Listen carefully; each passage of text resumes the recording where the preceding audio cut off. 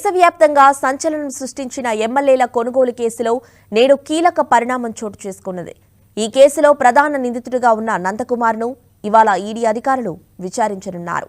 ప్రస్తుతం చెంచల్గూడ జైల్లో ఉన్న నందకుమార్ను కస్టడీకి ఇవ్వాలని ఈడీ నాంపల్లి కోర్టును ఆశ్రయించింది.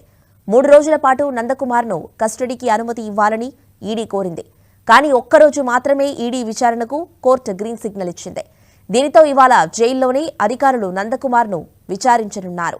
ఆయన స్టేట్మెంట్ కూడా రికార్డ్ చేయనున్నారు. అయితే విచారణలో నందు ఈడీ ఎలాంటి ప్రశ్నలు అడుగుతుంది, ఆయన సమాధానం ఏం చెప్తారు అన్న దానిపై సర్వత్రా ఉత్కంఠ నెలకొంది.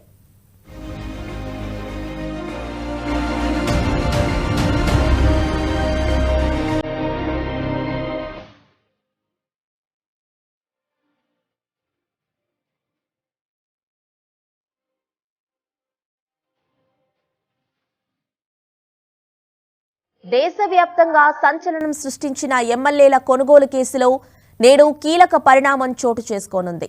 ఈ కేసులో ప్రధాన నిందితుడిగా ఉన్న నందకుమార్ను ఇవాళ ఈడీ అధికారులు విచారించనున్నారు.